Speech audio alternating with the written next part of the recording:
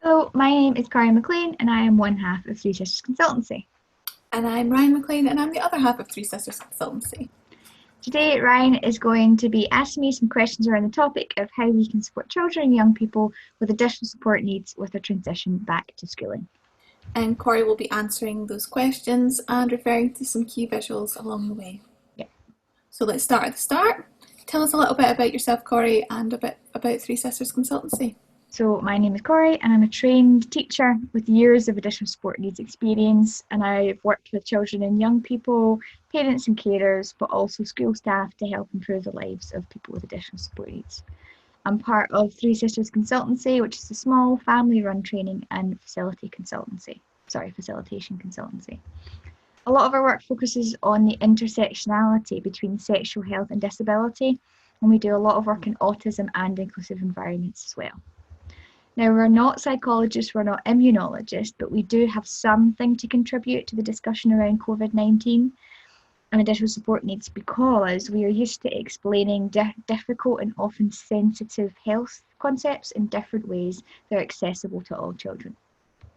I also have lived experience as a carer, and that feeds into all aspects of my work.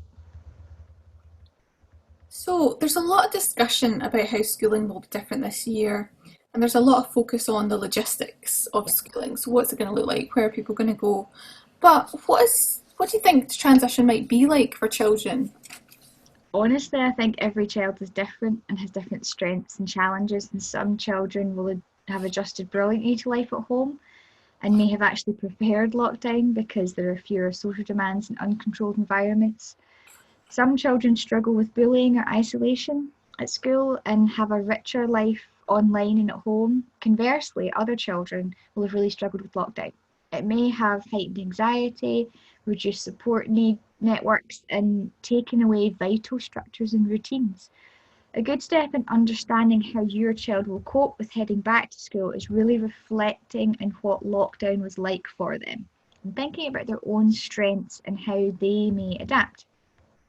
For many children, lockdown was traumatic and it had a real impact on mental health. And for those children, reintroducing school may be even more challenging and could lead to feelings of being disempowered or feeling out of control. Schools should be taking a trauma-informed approach to transitioning back and be trying to maximise the control and choice that kids have. But there are things that we can do to improve the transition. The first thing is to really take the time to communicate with our children in a way that makes most sense to them. The idea that the school is opening again, that they will be safe, and that the changes that will take place are going to be okay. You might have to start slow with things you can control. So starting to add some loose routine in, like maybe getting up at the same time or having lunch at roughly the same time. It's also a great time to spend a little bit of time outside in general to desensitize some of the anxiety around stepping outside.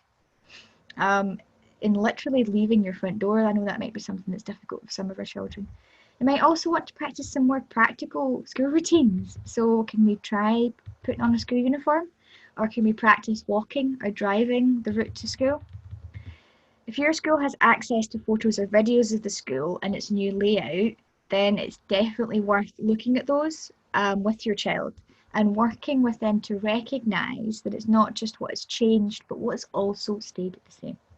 The transition back to school might also be a big deal for families in general. It might be introducing some new me time for parents, or more likely just adds to the chaos of the morning routine. It's important for carers and parents to think about how they can care for themselves as well during this transition, because it can be a stressful time for all of us. I've got some visuals here that kind of talk about the transitions back to school and allow children to use visuals to talk about the experience they've had during lockdown and some of the feelings they might be having towards coming back to school. That's really helpful. So a big question that a lot of families are asking is, what can parents and children expect from the return to school? So what is it going to look like? What is it going to be like? In Scotland, schools open 11th of August, and the hope is that all students are returning full time by August 18th. The Scottish Government has moved away from the plans to put blending learning in at this stage, but down the line, if there's a higher infection rate or there's more evidence to support it, some pupils might have a blend of at home and at school learning. In terms of the school setup, this is really dependent on how your local school is interpreting the guidance, as well as some key factors like staffing, space, literally in the school, and also the risk factors around things like social distancing. But there are some things that we do know. So we do know about transport. We know that families are encouraged to walk, bike and scooter to school where possible, but we do want to acknowledge that some people have mobility issues or can't do that. There's going to be dedicated school transport may be available, so check with your school, and they'll be following the same rules as schools, even with like mixed age groups and stuff like that. They'll still be following their rules.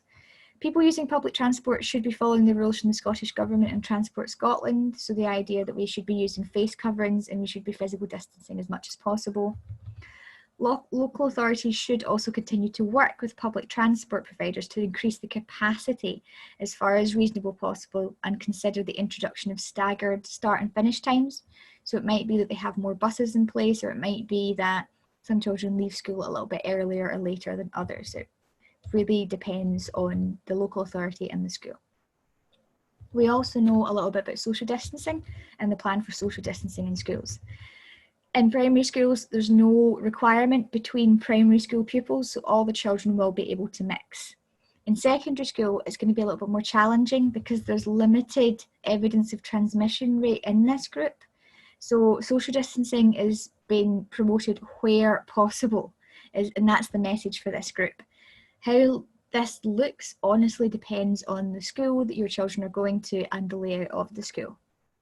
We do know, however, that 2 metre distancing should remain in place wherever possible between adults and children who are not from the same household. So that means teachers and school staff and pupils will remain at a distance where possible. We also know about masks and how that those are going to relate to school. So face coverings are not required for most children. In school, yeah. But there are going to be obviously exceptions for people who have to wear masks for differing reasons. Adults in schools don't need to wear a face covering as long as they can keep that distance. So it might be that in a classroom, the teachers don't have to wear a mask, but for example, if they're going through hallways or busy areas of the school, that they are wearing masks. Where adults can't keep 2 metres distance and they are interacting face to face, for more than kind of 15 minutes or more, face coverings will be worn. So that will be in the kind of high traffic areas of the schools. There's no additional general protections proposed for particular categories of children or staff, such as people with underlying health conditions at the moment. Also, we know that the Scottish Government is focusing on reducing risk within the school. So there's going to be a lot more emphasis on hand hygiene and surface cleaning. There's going to be at zero tolerance of symptoms. So we know that there's going to be test and protect systems, and there will be enhanced surveillance, and the details are to follow from Scottish Government. In both primary and secondary, keeping the same group throughout the day and avoiding large gathering in crowded places will happen more. So we'll have less assemblies or no assemblies. We might have staggered lunches. It might be that children don't mix as much with each other and are assigned to a smaller group. And also, there'll be more outdoor activities in place, which is actually really beneficial for a lot of our children with additional support needs. All of this is being reviewed regularly, so it's worthwhile keeping yourself in the loop and checking the news of the Scottish Government Twitter for updates, because they do keep it updated on a daily basis. Thank you for somehow condensing very, very long guidance into a little summary there. A lot of information. What tools and resources are available for parents to help them explain or support the transition back? I think there are a lot of great transition planning resources that can be adapted for your child.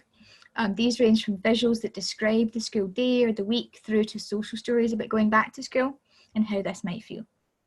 In our video, in talking about COVID-19 with children with additional support needs, we talked about how to structure some conversations about COVID-19, as well as the practical strategies to support hand washing and mask wearing. Excuse me. We also recommend looking at our short video on routines, because we have done a video on that as well, which might be helpful for parents wondering how to introduce some structure to support the transition back to school. Here's an example of a visual that's my passport. There's one for primary and secondary. This is from North Lanarkshire's Communication Friendly Environments resource. And it just kind of introduces the idea of going back to school, but also gives children the ability to reflect on what they might be worried about or what they think they're good at. And this is something that's really useful to pass on to school staff as well, because school staff want to know as much as possible about our experiences of lockdown. So how can families navigate the uncertainty that's kind of happening during this time, given that the rules are changing frequently? What can families do to deal with that? The best approach is trying to keep an open line of communication with your children and focusing on any information that directly affects them, that's relevant to them as individuals. We have some recommendations of kind of visuals that can help with that. But also, if your child responds to social stories, then these can be great too.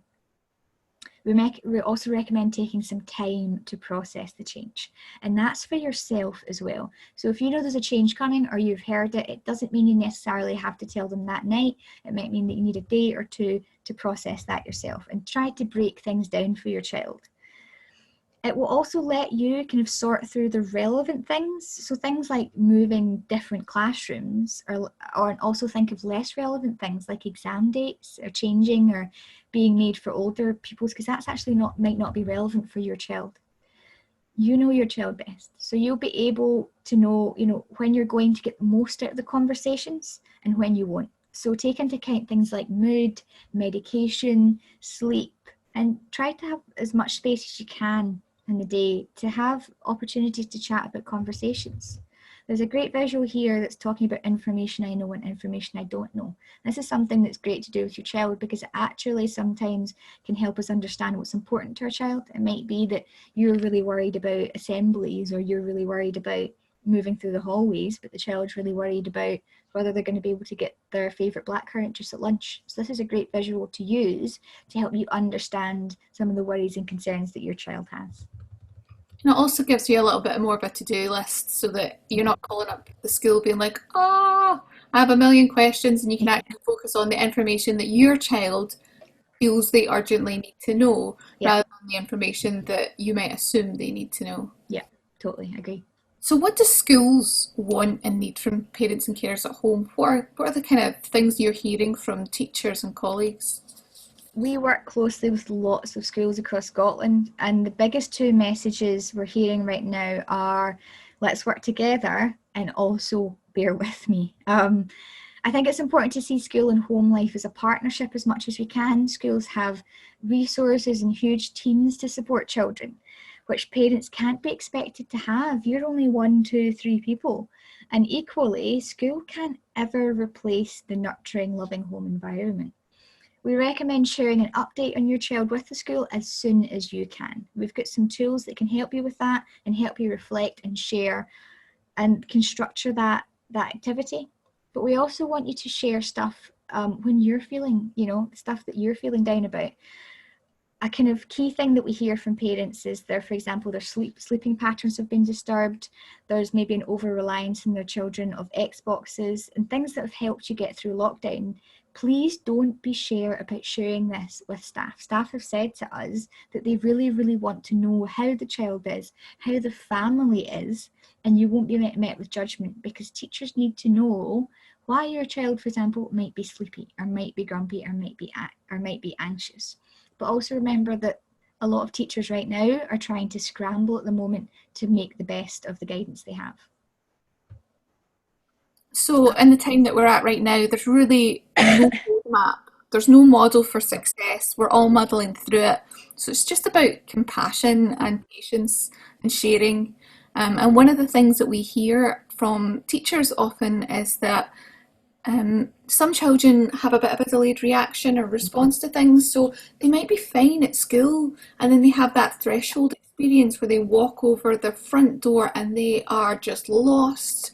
They're feeling really low, overwhelmed or sleepy, and they're just not engaging. And actually it's really helpful for parents to say that to teachers, because teachers may otherwise assume that that child is fine, that child is adjusting great because at school they're doing absolutely fine. So unless the kind of teaching team and support staff have the full picture, they might be making assumptions and you might not be getting the type of support that you need.